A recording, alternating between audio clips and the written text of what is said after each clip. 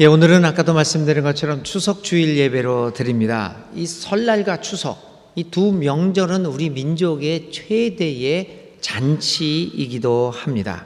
특별히 추석은 1년의 추수를 마무리하면서 하나님과 하늘과 조상에게 감사드렸던 우리 민족의 가장 중요한 명절 중에 하나입니다. 그리고 하늘에 감사하고 조상에게 감사했던 아름다운 풍습이기도 합니다. 우리 민족은 조상에게 늘 감사하는 민족이었습니다. 부족 국가 시절부터 시작해서 영고와 무천이라고 하는 그러한 그 행사도 이렇게 추석처럼 감사하는 풍습이었던 것입니다. 그러면서 이러한 추석에 대한 이야기들을 생각해보고 또 우리 민족이 지켜가고 있는 이 명절들을 보면서 이 명절들과 함께 연관해서 우리의 기독교 신앙을 생각해보지 않을 수 없습니다. 그 중에 가장 중요한 문제가 이 명절을 당해서 우리 기독교와의 관계를 생각할 때 떠오르는 질문이 이겁니다. 기독교는 언제까지 외제 종교, 외래 종교, 특별히 미국식 종교로 미제 종교로 남아 있을까라고 하는 것입니다. 우리는 많은 경우에 기독교는 서양의 문화의 옷을 입은 것이라고 생각을 합니다. 그리고 한국의 문화의 옷을 입은 기독교는 그렇게 상상해 보지 못하고 있습니다. 우리 교회는 종을 치지는 않죠. 종을 땡 치면서 예배 시작을 알리는 것은 아무렇지도 않습니다. 그런데 한번 생각해 보십시오. 저 한 구석에 징을 놔두고 징을 덩 치면서 한번 예배를 시작한다고 생각해 보십시오. 어울리지 않는 것 같습니다. 실제로 서울에 어떤 교회는 이렇게 징으로 예배 시작을 알리고 징으로 예배의 끝을 알리는 교회도 있습니다. 한번 가보시면 뭉클하기도 합니다. 사람의 해석에 따라 다르지만요.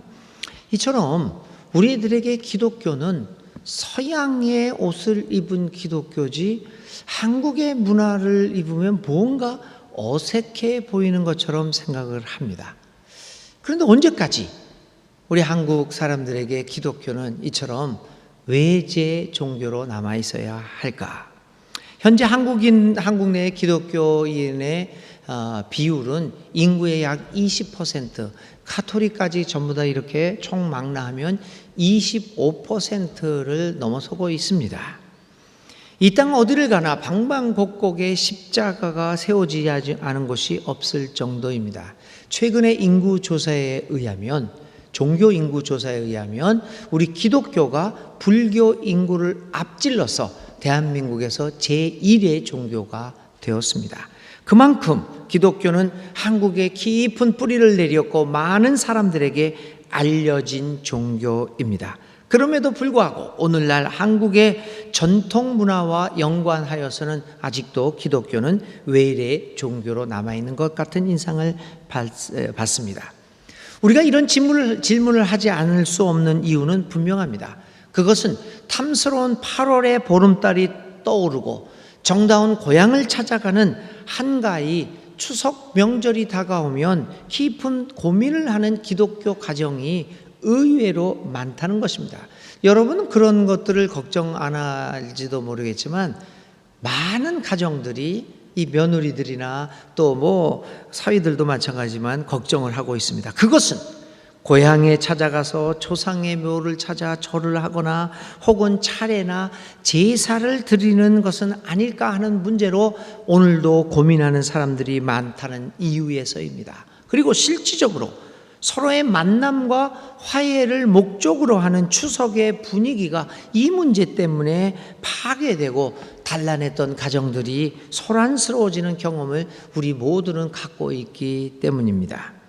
과연 우리 한국 문화는 무조건 사탄적이고 이방 종교적이며 우상 숭배적인가 하는 문제를 이제 기독교 관점에서 깊이 다루지 않을 수 없습니다.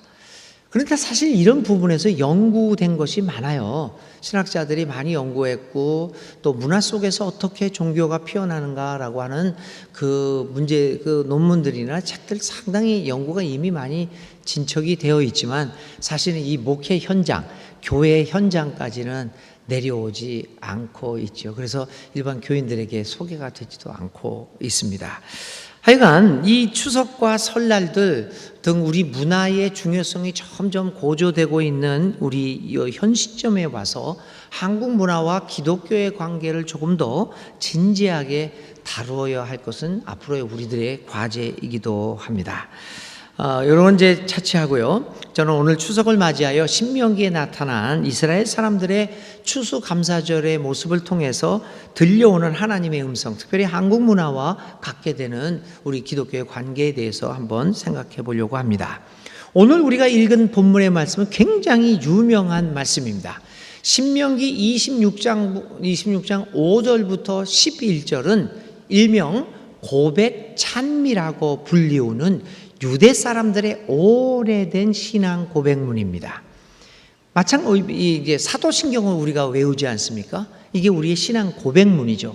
그리고 이것뿐만 아니라 니케아 신조도 있고요, 아타나시우스 신조도 있고요. 우리 교회 역사에서 여러 가지 신앙 고백문들이 있습니다. 우리 교단 교회가 통합 측에서 고백하는 신앙 고백문도 있습니다. 아마 여러분들한테는 한 번도 소개되어진 적이 없을 겁니다.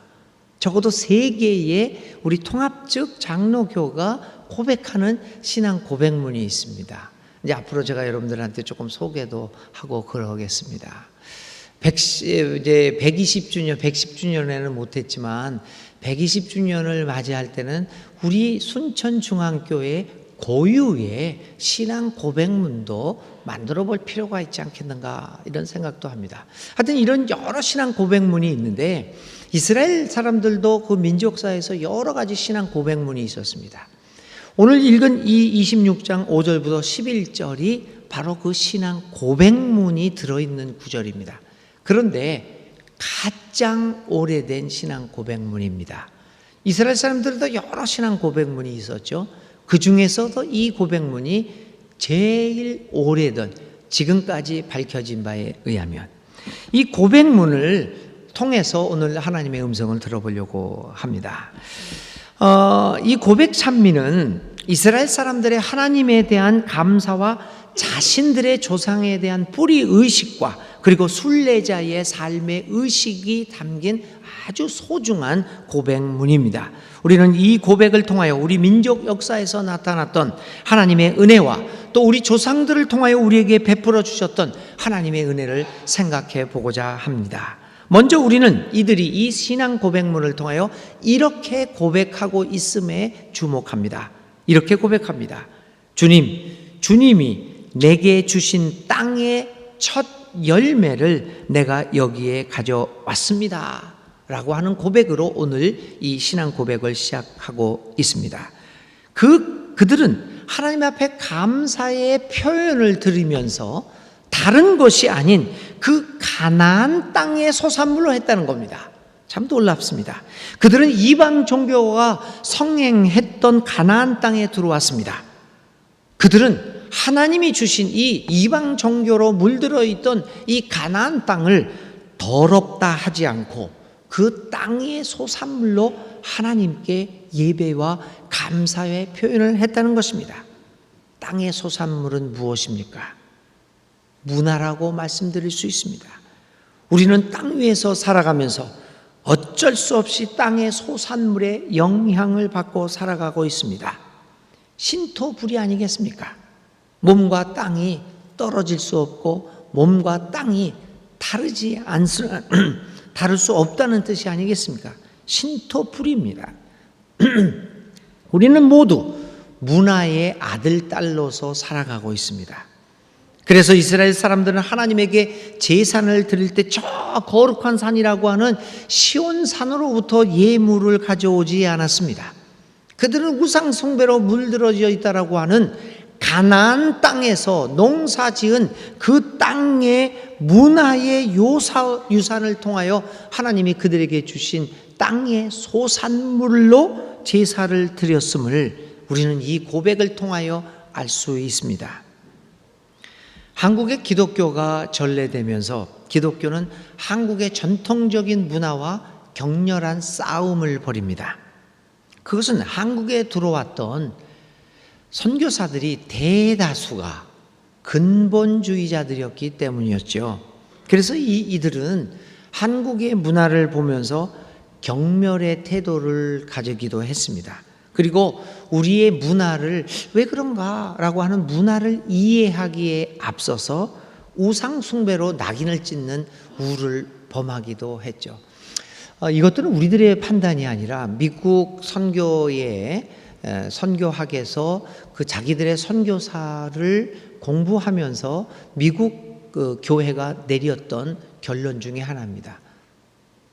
우리가 한국 땅에 갔을 때 우리가 한국 문화를 너무 경멸했다라고 하는 미국 교회의 반성입니다. 그런데 그 영향은 그래서 사실은 미국 사람들 그걸 다 회개를 하고 반성을 하고 우리 문화를 경멸하는 태도를 미국 교회는 버렸습니다. 근데 이상하죠? 근데 경향은 우리에게는 아직도 남아 있어서 우리는 한국적인 것이라고 하면 무조건 우상적인 것이라고 생각하는 경향이 동호하게 되었습니다. 미국 사람들은 다 회개하고 버렸는데 오히려 우리 한국 교회는 아직도 그러고 있다는 거죠. 과연 기독교는 한국 문화와는 적대적인 관계를 가지고 있는 것일까요? 그리고 진실한 기독교인이 된다고 하는 것은 한국적인 것을 버리고 서양적인 문화와 풍습을 쫓는 그런 것일까요? 그렇지 않습니다. 하나님의 말씀은 늘 그 문화 속에서 꽃 피우는 특성을 가지고 있습니다. 교회의 역사를 살펴보아도 우리는 그 사실을 쉽게 알 수 있습니다. 기독교가 유대 사회를 팔레스타인 땅을 떠나서 이제 로마 제국으로 들어옵니다. 그 말은 무슨 뜻입니까? 유대 문화를 벗어나서 이제 로마 헬라 문화로 들어갔다고 하는 것을 의미합니다. 그런데 이 로마 헬라로 들어갔던 기독교가 어떻게 했습니까? 로마 헬라 문화를 받아들이고 적극적으로 기독교적으로 해석을 하면서 그 로마의 문화를 기독교화 시켜버렸습니다. 주일의 문제. 팔레스타인에서 온 기독교는 안식일을 그대로 지켰습니다. 초창기예요. 그런데 점차 그것이 주일날로 일요일로 드리기 시작합니다. 그 일요일은 로마 제국 사람들에게는 태양신의 날입니다. 그런데 기독교는 이건 태양신의 날이니까 쳐버리겠다라고 하지 않고 모든 사람이 그 날을 지키니까 로마 사람들이 그 날을 주님의 날로 바꿔버렸습니다. 크리스마스 12월 25일 그거는 로마 태양신이 태어나는 날입니다. 동지 아니에요. 동지가 이제 가깝죠. 그래서 그 태양신이 이제 동지라고 하는 거는 겨울의 시작이지만 사실은 그때부터 낮의 길이가 점점 길어지는 거 아닙니까? 묘한 아이러니가 있습니다. 그 동지를 그래서 로마 종교는 로마 문화는 태양신의 시작이라고 봤습니다. 기독교가 그걸 보면서 태양신의 시작날을 우리 주님의 탄생일로 바꿉니다. 그걸 속된 말로 하면 먹어버립니다. 이렇게 돼서 기독교는 로마 시대를 거쳐서 세계적인 정교로 발전하게 되었죠. 주님의 주의를 지키는 것도 성탄절을 지키는 것도 부활절을 지키는 날짜도 로마 문화와의 만남에서 이루어졌던 겁니다. 그렇게 함으로써 우리 기독교는 로마를 이기고 그리고 전 세계로 퍼져나가게 되었던 겁니다. 기독교는 그곳 문화에 들어가서 그들의 문화를 기독교적으로 적극 해석하고 그 안에서 꽃을 피우기 시작했던 겁니다. 이제는 우리 한국도 우리 고유의 문화 속에서 하나님의 말씀이 꽃피울 수 있도록 적극적인 해석을 해 나가야 할 것입니다. 그리고 그것이 목회 현장에서 교우들에게 잘 전달을 해서 목회 현장에서도 이루어질 수 있도록 우리들은 해야 할 것입니다. 그래서 추석과 같은 우리 민족 최대 명절을 맞이하여 기독교 교회는 할 말이 있어야 합니다. 그러할 때 고민하는 수많은 한국 교인들의 가정이 추석의 본래의 의미인 감사와 화합을 다시금 찾아볼 수 있게 될 것입니다. 두 번째로 본문에서 우리가 주목할 것은 이스라엘 사람들의 조상에 대한 고백입니다. 그들은 이렇게 고백합니다. 내 조상은 떠돌아다니면서 사는 아람 사람으로서 몇 안 되는 사람을 거느리고 이집트로 내려가서 거기에서 몸부쳐 살면서 거기에서 번성하여 크고 강대한 민족이 되었습니다 라고 고백합니다. 가나안 땅을 정복한 연후에 이 자손들은 이 민족의 성공의 역사의 뒤에는 그들의 고생했던 떠돌아다니면서 살았던 그 조상들의 공이 있었음을 명기하고 있습니다. 이들의 신앙 고백은 그겁니다. 오늘 내가 누리고 있는 번영이 조상들을 통하여 베풀어 주셨던 하나님의 은혜였다라고 이야기를 하고 있는 것입니다. 기독교가 한국에 전래되었을 때 받았던 가장 큰 오해 중에 하나가 조상을 몰라본다는 것이었습니다. 물론 그것이 이제 제사 문제와 연결되어 있는 것인데 그 근본에는 바로 조상을 몰라본다는 겁니다. 효를 잃어버린 종교라는 것입니다. 그러나 그것은 본래 성경에서 말하는 기독교가 아닙니다. 기독교는 조상을 몰라보는 종교가 아니라 내가 나된 것은 조상이 있었기 때문이라음을 날마다 상기하는 종교입니다. 구약에서는 하나님을 부를 때 어떻게 부릅니까? 나의 하나님, 나의 하나님이라고 부르는 것보다는 아브라함의 하나님, 이삭의 하나님, 야곱의 하나님, 조상의 이름을 불러가면서 하나님을 부릅니다. 바로 이런 호칭을 통하여 조상들이 섬겼던 하나님을 부르고 있습니다. 그렇게 함으로써 조상들의 은혜와 공로를 기억하고 있는 것이 이 기독교의 감사 예배의 기본이었습니다. 예수님도 자기 부모를 욕하는 자는 벌을 면치 못한다라고 말씀하고 계시지 않습니까? 우리는 오늘 추석을 맞이하면서 다시 한번 하나님 안에서 우리에게 자랑스러운 조상들이 있었음을 감사해야 합니다. 그리고 이들 조상들의 어르신들의 고생으로 말미암아 오늘날 우리가 이러한 안락함을 누리게 되었음을 이 추석을 통하여 다시 한번 하나님 안에서 기억해야 할 것입니다. 한국 사회는 다른 나라 사회에도 다 문제가 있지만 특별히 젊은 세대와 어르신 세대와의 갈등이 굉장히 이렇게 구체적으로 드러나는 나라 중에 하나입니다. 선거하는 것을 보세요. 선거에서 확연히 드러납니다. 젊은 세대들이 투표하는 것, 어른들이 뭐 다는 아니겠지만 그래도 상당 부분의 어르신들이 투표하는 것, 이 경향을 봅니다. 작년에 국정농단 사태에서 시위들이 있었습니다. 한쪽에서는 촛불 시위, 이쪽에서는 태극기 부대, 태극기 시위. 그때도 이 세대의 갈등이 그대로 드러났습니다. 이 태극기 시위에서는 특별히 드러났죠. 어르신들이 다 이제 참여를 합니다. 자, 이것을 어떻게 해석을 해야 될까? 여러 가지 이 접근이 있었습니다. 사회적으로, 문화적으로, 정치적으로도 해석을 했는데 그 중에 사회 문화적인 해석 중에 이런 것들이 있었습니다.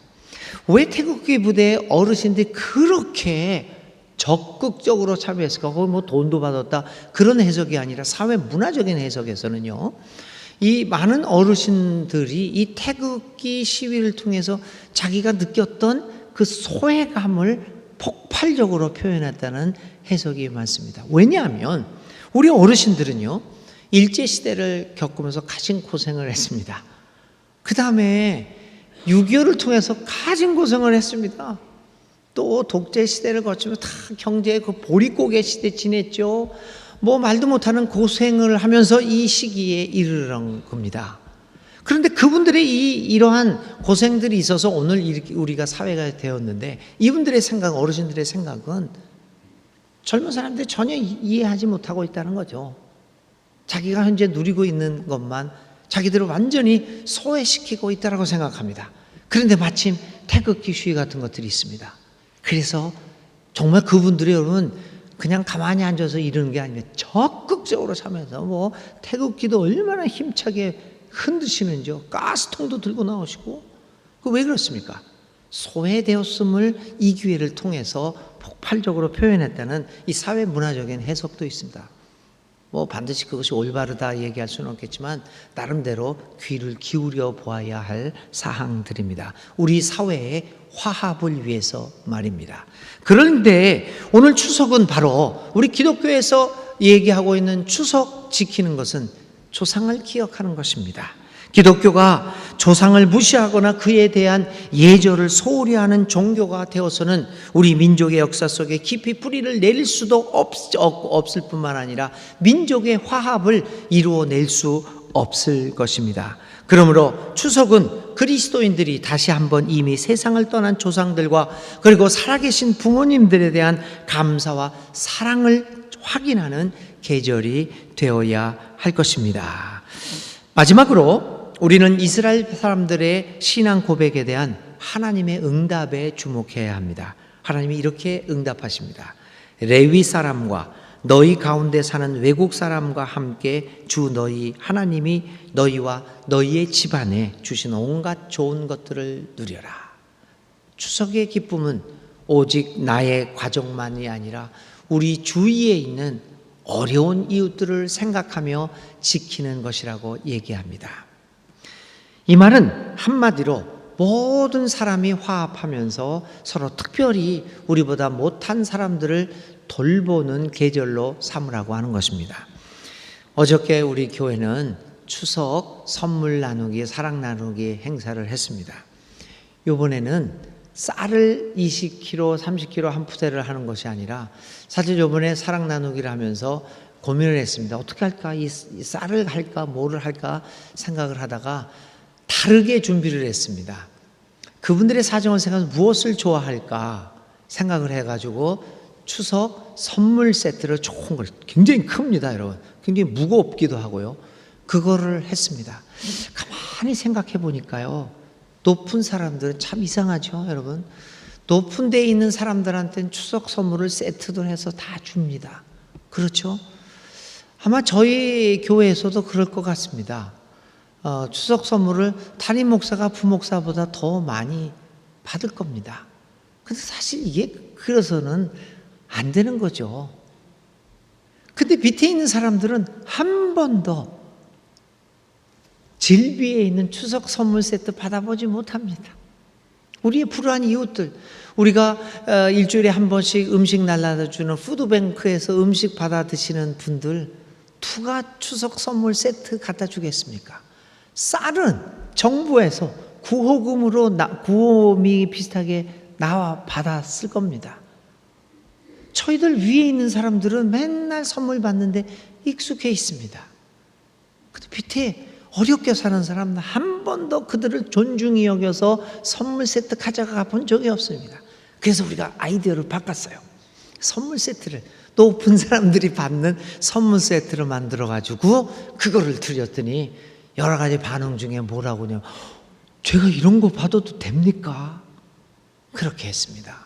그래서 정말 좋은 그 선물이 되었다는 평가를 받았습니다. 이 계절이 우리 교회가 앞장서서 이렇게 형식적인 것이 아니라 어려운 분들의 사정을 생각하면서 선물 하나를 고르더라도 그들의 사정을 생각하면서 사랑을 나눌 수 있는 선물 고르기가 되었으면 우리 교회가 추석을 기독교적으로 잘 지켜나가는 것이 되겠습니다.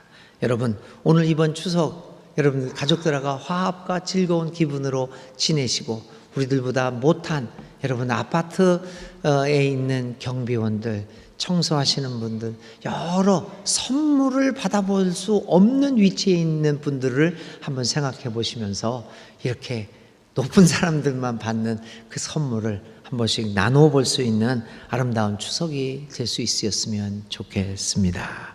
사랑하는 여러분, 보름달같이 풍성한 하나님의 은혜가 여러분들의 가정과 자녀 위에 오늘 이번 추석에 풍요롭게 임하시기를 주님의 이름으로 기원드립니다.